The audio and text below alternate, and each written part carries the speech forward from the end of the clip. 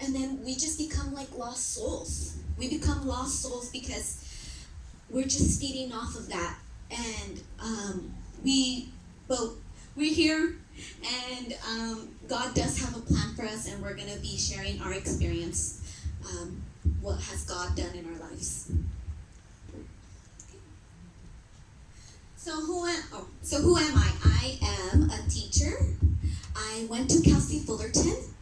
I love to travel, shop, hike, work out, and dance. So here's a couple pictures of my life. And this is my lovely husband, so he'll be presenting himself. So as we mentioned as well, we're both teachers. So I teach high school math. My wife teaches a lot of younger students, but for ourselves, at least for me, these are just some pictures of family when we got married.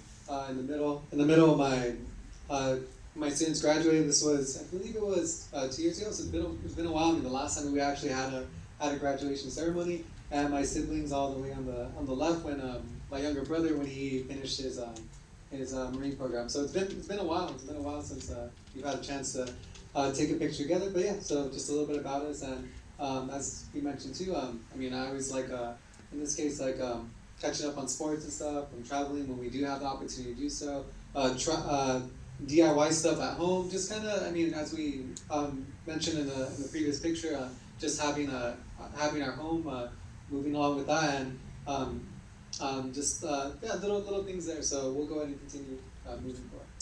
So like we said, we both went to college. We were the first generation in our families to go to college. So when you're the first generation, you experience a lot of challenges. And you guys might not know what you want to do right now, and that's okay. But for us, we wanted to go to college, and with going with that, being the first generation, there is very limited resources and help as the first generation. Family not understanding us a lot. I come from a Hispanic culture, so going to college was, well, why are you doing homework all the time? Why aren't you not home? Why do you spend a lot of time studying? So it was a really difficult time for me because my family didn't understand that much of that college life. It's not the same like high school. Like how Monique said, after high school, it's very different. Your dynamics change. You start thinking different. And you start to become more, in college, you start to become more lonely because you don't have those friends that you used to have. You feel like an outsider. Yeah, so just building off of that, like going to college, it was something that neither one of us had that big of an idea like how to get there. I mean, it wasn't easy. It wasn't easy like figuring out our path, and just mentioning with that as well, like the resources that we had, knowing that neither one of our parents had taken that experience, so we didn't know like what to expect, how to get there. Even just applying for like financial aid, like I had no idea that was something that was like that was available. So we were able to work through that and like find people who actually knew what to do. And nowadays it's easier than ever before. Like where that financial aid process, you just like plug in some numbers, and for us actually we would plug in the numbers, but now you just actually it's all done digitally for you. So it's good. And as you mentioned too, like with high school you had all your friends, you had all the people that you would get like that you would see all the time. And in college, like because everybody has their own schedule, I know that I prefer to have classes in the morning. So initially, at least, and with that, like you don't get to see like the same people all the time. So I mean, having friends is really really difficult. I don't think I can count. I don't even think I made like long lasting friends in college just because it was just like for me it was just go to school, do what I had to do, and then go to work and do all these other things that come along with our day. And the interesting thing too is like when we mentioned about at the time we started college, only 13%. So only 1 in 10 of the students there were kind of like us, similar backgrounds, similar experiences. And I mean, when you come from a school that has everybody who looks pretty similar and comes from a similar like living background, like well that's like a culture shock. You don't really know how to approach that and how to get through that. So. As you mentioned too, with the responsibilities that we had, rebalancing the work-life balance, and then at home trying to figure out At least in my experience, I was the oldest sibling, so having to pick up my sister from school and making sure that things were done at home. So it was a lot, like to try to balance. So it was really, really difficult. But the one thing that we did had is that, it was a great thing that we both went to the same college, so that helped a lot. But we still had two different stories how God influenced in our lives. So that is what we're going to be sharing today. And just like, oh yeah, that's fine. As you can see, the picture of all that maze, as a first generation, that is true. As a first generation, you have to go through that maze just to get that degree. So my experience, growing up, I grew up in a very religious upbringing. I started going to church when I was 3 years old, and I've been with La Familias Unidas for a really, really, really, really, really, really long time. I remember when Padre would give classes in Anaheim, in a small little, I think it was like an apartment or very small. So I grew up with this church. So for college, I had a difficult time adjusting just because I loved the high school life. I had really bad study habits. Because of my upbringing with religion, in college, I became really, really close to God, because I knew that if with Him, I would be able to accomplish anything. So during college, I relied a lot on God. I often found myself praying and leaving my problems to Him. My relationship with God continued to grow during these difficult times. So in college, that helped me a lot. Like how Monique was saying, when I was a teenager, I once thought that, when I become 18, I can do whatever I want. And if my mom says that, you need to go to church, I can just say no because I'm already an adult. But guess what?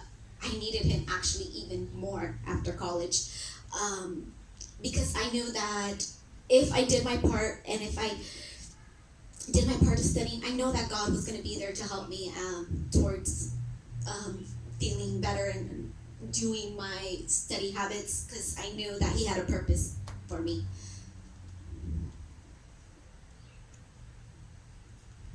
So my experience was very, very, very different. I know, at least for myself, like I didn't grow up going to church as often, and in all honesty, for myself, when I would go to church, the only reason I would go to church was when something bad happened, when somebody unfortunately passed. So, and like growing up, like that was my experience where when I started coming to church with Janet, because I knew that if we were eventually going to be in a serious relationship, eventually get married, that I was going to need to make that commitment, and initially I didn't think about that when I was growing up, and as I mentioned, it was really hard to go through my path in college because I didn't have that sense of like almost like emotional support, like to be able to cope with some of the challenges that I had growing up.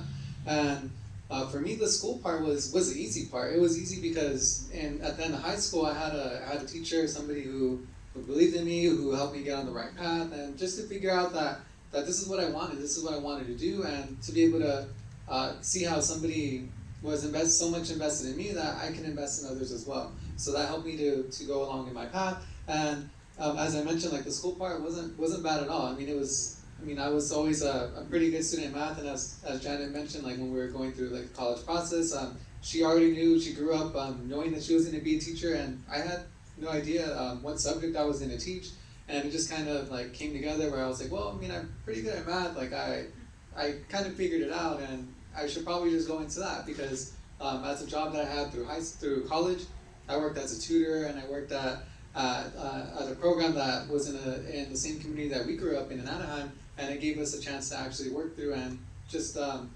see how sometimes there needs to be a little bit more than just teaching the math. It's not just about just the numbers, it's about building those relationships with people. And when I was a kid, my home environment, it wasn't stable. We moved around all the time. I remember from, I guess, like kindergarten until maybe like fourth grade, we moved at least 5, 6 different times, and every single time I was making new friends, trying to make new relationships, and that's just, it's not fun. It's not, as a kid, when you go through all that type of change and moving in different places, different environments, it's just, you're not given that chance to grow and be the person that you want to be. And I feel like that made me become more like to myself. Like I eventually just got to the point where it was like, well, why do I want to make friends if I'm just gonna keep moving all the time?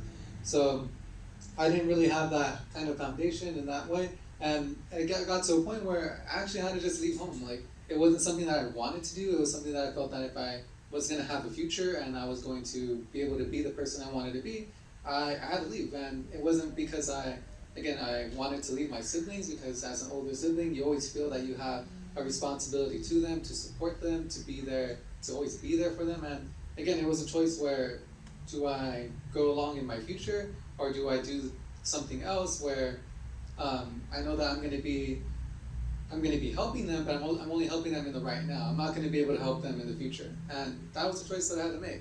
And going through that, I felt that because I didn't have that strong relationship with God early on, like that was really difficult. I was dealing with that pretty much on my own. Like I was isolated, but I didn't get to see all like the kind of like behind the scenes and like why those things were happening, why those things were affecting me in that way. And with that, my relationship with God was almost like, you could say, like where it was like at the lowest point, because I was wondering like, why are all these things happening? Because then once I found a place where I kind of felt like I had a family when I was living with my aunt and my uncle, and there was a point in my life there where I felt stable. I felt everything was okay, and it ended up being like one of the lowest points in my life when my aunt she passed. She had cancer, and it was again a really difficult part in my life, because you got to see like her going through that process of chemo affecting her body, and she was relatively young as well, and going through that was just like, well, like why did these things keep happening? And again, not having that stability, that relationship with God, that strong relationship, that really like I said, made me feel like really isolated. And having now with the relationship that both Jan and I have built with God together, I feel like I have come to terms with that. I've become more aware that those things are, they happen, and they happen to a much more wider group of people than we expect. And those are some things that we can all connect with, that we all have experienced those type of losses as well. So, good? So, as you can see, although we went to college at the same college, two different people and two different relationships with God. So how did God influence in our lives and our careers? So like how I was saying, I always wanted to be a teacher since I was very, very little. Every time they asked me, well, what do you want to be? A teacher. And as I got older, at 18, what do you want to be? A teacher. That has never changed, and it still hasn't changed. I love my job. But during the time in college, I had a difficult time passing tests. As a teacher, you need to pass several tests to become a teacher. So I was having a really difficult time passing these tests, and I would often cry because it's like, well, God, I mean, I've always wanted to be a teacher. I would always talk to God, well, God, I know that my purpose in life is to be a teacher. I can feel it.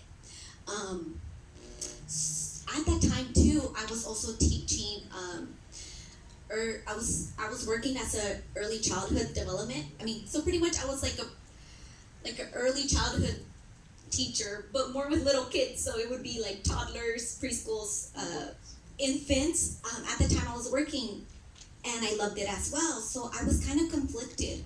And do I go into general ed with elementary, or do I stay in this path of becoming a preschool teacher? So then, like I said, I relied on God a lot during my college years. So I asked him for a sign.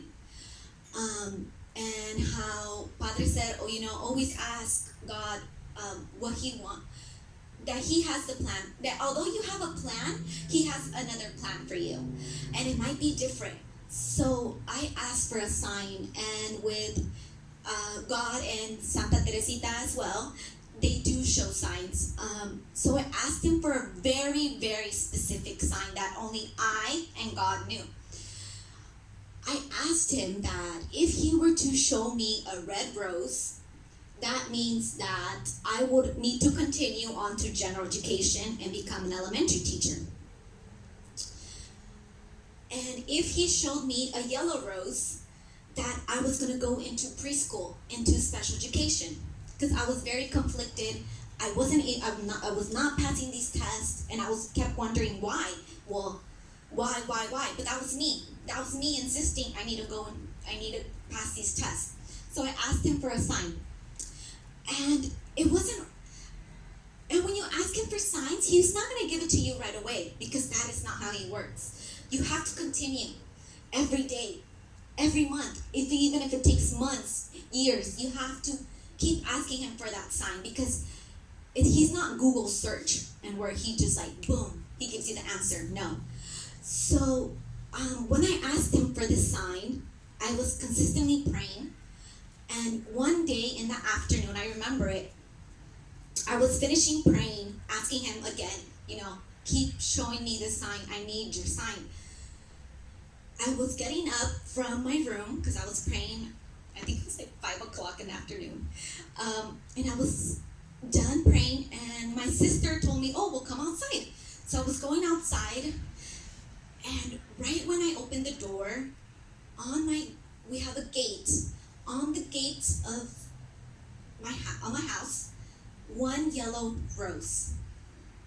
One yellow rose on top of the gate. And I froze when I saw that yellow rose, because I've been praying months already for this sign. One yellow rose. I got shocked. And it gets emotional because it was a very beautiful sign, because I knew that's what he wanted me to do, to go into early childhood and teach special education. So, and take in mind, my house didn't have yellow roses. My house didn't have yellow roses. We had roses, but they weren't yellow. So a very wonderful moment in my life, and where God guided me to my career. So that yellow rose led me to go into special education early childhood. So that is what I do now. I teach special education early childhood, and it was God's decision at the end, and not mine.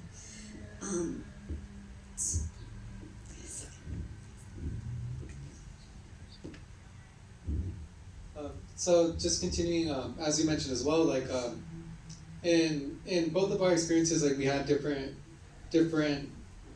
I guess you could say, different ways that God impacted our life. Where in this case, as I mentioned, like with building my relationship with my wife, my future wife, as we were going down that path and just becoming again a more serious relationship, I knew that I needed to make a change in my life, and that change, it started here. It started within our church, and I remember coming every now and again when I had a chance, because when I was doing my teaching stuff, I was doing teaching stuff. I was writing a giant paper. My paper is like a book basically now. So it's just something that I worked hard to do. And yeah, when I started coming on with Janet, and it was great. It was a great way for me to kind of work through some of those challenges that I had growing up. And with that, I always had that challenge of being able to be like comfortable with my emotions, because I spent so many years, so much time, just kind of putting that in a ball and just putting it away, just not even thinking about how I can actually address those challenges that I've had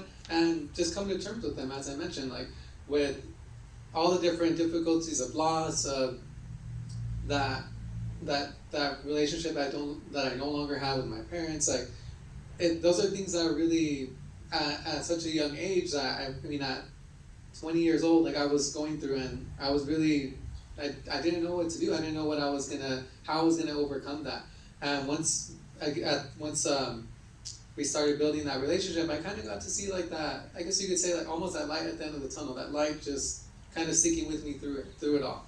And And now I can say I'm more open to those things. I'm more comfortable talking about my faith and being more comfortable with understanding that those things that happen in my life, that they have shaped me to become the person that I am today, and being more understanding that um, I always mention with my wife how we talk in certain instances, like some things they just something that stuck with me that I guess that she said was things happen for a reason, and I always used to really get frustrated at that comment because I always wanted to know the why. And now, as you mentioned too, with signs, where we live in our home, we didn't know that we were gonna have a home. We just kind of fell into it in a way. And when we were looking at homes, I felt like for some reason, like the home that we saw, the home that we actually have, it was gonna be it. And I saw a sign, and I assumed that she had seen it, but she didn't actually see it until the day that we actually got our keys to our house.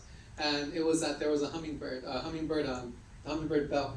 And that always stood out to me because for my aunt, when she was going through her chemo process, everybody had like t-shirts, and the symbol was a hummingbird, and that was something that stuck with us. And yeah, so like in our home we have a bell that's a hummingbird, and that was like the first sign. And every time I go and do yard work in the backyard, for some reason or another, there's a hummingbird that always pops out, and that always reminds me of my aunt. So again, she was like like at that point in time, like she came into my life, and she was like my mom. She took that place, and she took that responsibility, and she didn't have to. And I'm always thankful for that. So that's why, again, like coming to terms with that, it's something that I feel like both of us like to share, like those signs that you see, because they're really valuable. They're really valuable, and they're going to stick with you throughout the rest of your life. And those are signs that God is showing us. So that is how He influenced in our careers, in our lives, by showing us signs. So now the takeaway. Well, with faith, for me, with faith, anything is possible. If you're deciding to go to college, if you're deciding to go to the Navy, if you guys are deciding, or if you just don't know, that is okay. That is okay that if you don't know right now, leave it to God. Ask Him, God, what do you want me to do? What do you want? What is your purpose for me? Because He has a purpose for you guys. So leave your problems to God.